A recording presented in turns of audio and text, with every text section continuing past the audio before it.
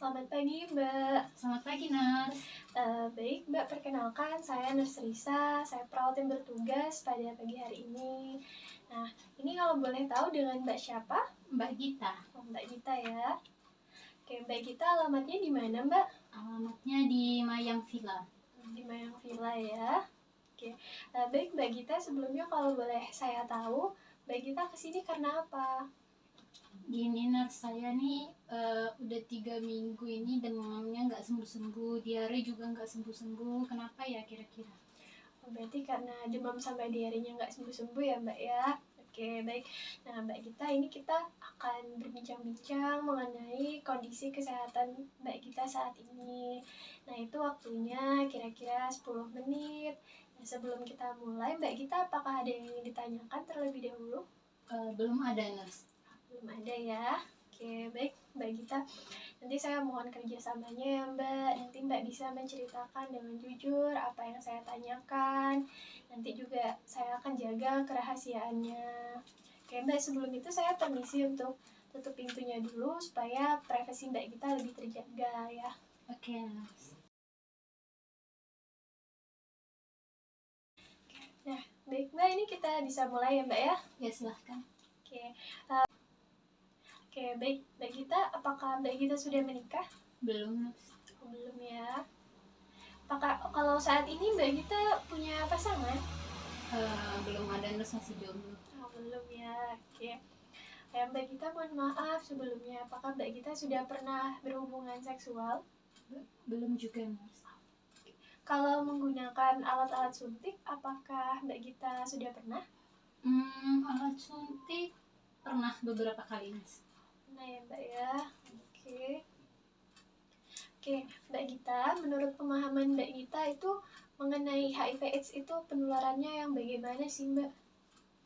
Kalau yang saya tahu, HIV itu penularannya karena berganti-ganti pasangan, terus transfusi darah, seperti itu. Oh, iya. Oke, Mbak Gita, kalau Mbak Gita punya masalah nih, Mbak Gita itu penyelesaiannya bagaimana? Saya dari SMA kalau punya masalah itu biasanya saya pakai obat penenang suntik, supaya saya bisa tidur karena saya nggak bisa tidur biasanya. Berarti yang bersama teman-teman ya Mbak ya? Iya. Oke, baik. Nah, oke Mbak Gita, kalau menurut pemahaman Mbak Gita nih, jika ada seseorang yang terkena HIV, itu dampak ke kehidupannya itu bagaimana sih Mbak? Kalau orang kena HIV itu pasti dikucilkan, nggak ada yang mau deketin lagi sih. Iya, betul ya Mbak ya. Oke, iya benar ya Mbak ya. Terus Mbak Gita selama ini pernah nggak dengar mitos atau persepsi yang salah yang ada di masyarakat tentang HIV/AIDS? Yang saya pernah dengar itu katanya kalau orang HIV terus nanti bersalaman atau keringatnya kena orang lain nanti bisa tertular, terus kalau bersentuhan bisa tertular HIV-nya juga. Nah, Benar ya Mbak ya, kalau di zaman sekarang ini itu banyak mitos sama persepsi salah yang berkembang di masyarakat tentang HIV.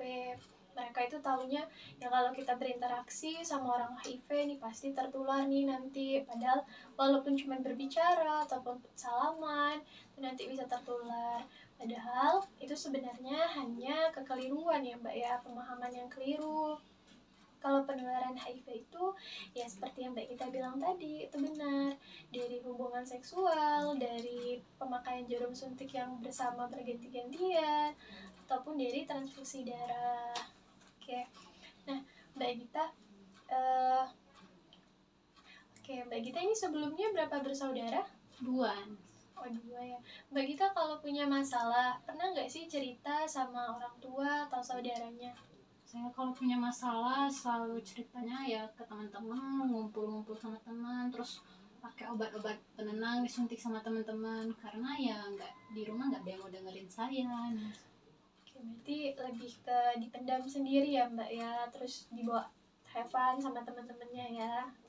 Ya, oke Mbak kita ini kita nggak kerasa udah selesai nih bincang-bincang kita. Terus juga dari pembicaraan kita tadi itu Mbak kita kan sudah pernah menggunakan pemakaian alat suntik yang bersama-sama sama teman-temannya ya. Nah, itu Mbak Gita sudah menunjukkan perilaku beresiko tertular HIV. Nah, jadi Mbak Gita disarankan untuk melakukan tes HIV. Nah, gunanya kalau Mbak Gita udah melakukan tes HIV, nanti Mbak Gita bisa tahu apakah Mbak Gita terinfeksi atau tidak. Nanti prosedurnya Mbak Gita kan bisa datang ke sini, kita anterin ke labnya. Nanti Mbak Gita diambil darahnya, dicek di lab. Itu waktunya kira-kira 1 minggu Mbak, nanti baru keluar hasilnya. Nah, nanti kalau misalkan hasilnya positif, itu kan berarti Mbak Gita terinfeksi HIV ya. Nah, Mbak Gita itu udah bisa nih, udah harus bisa menyesuaikan diri Mbak Gita dengan status HIV yang sekarang ini gitu, biar tidak menularkan ke orang lain. Nah, nanti kalau misalkan hasilnya negatif, tapi sebenarnya itu belum tentu sih Mbak Gita nggak ada infeksi HIV di dalam tubuhnya. Bisa saja itu Mbak Gita sedang dalam periode jendela. Periode jendela itu kalau jadi Mbak Gita itu di dalam tubuhnya itu udah terinfeksi HIV, tetapi memang belum menunjukkan tanda dan gejala. Nah, jadi waktu dites dia nggak kedeteksi atau hasilnya itu negatif. Nah, kalau udah seperti itu disarankan untuk melakukan tes ulang itu 3 sampai 6 bulan kemudian. Itu Mbak Gita. Oke. Gitu. Jadi bagaimana Mbak? Apakah Mbak Gita bersedia untuk kita melakukan tes HIV-nya sekarang? Kalau untuk sekarang jujur saya masih takut Mas, jadi saya nanti aja lah dulu, belum berani.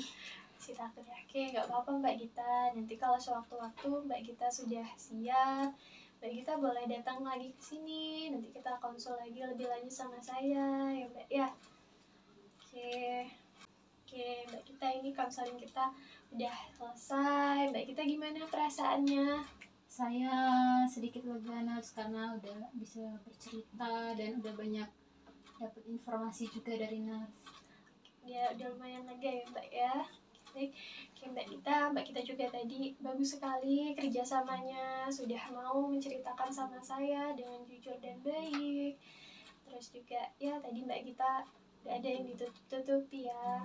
Oke Mbak Gita, nanti kita akan bertemu kembali saat Mbak Gita sudah siap. Mbak Gita boleh datang ke sini, nanti kita konsul lebih lanjut lagi ya Mbak ya. Ya Nars, terima kasih atas informasinya. Kalau begitu saya pamit ya Nars. Iya Mbak, sama-sama Mbak.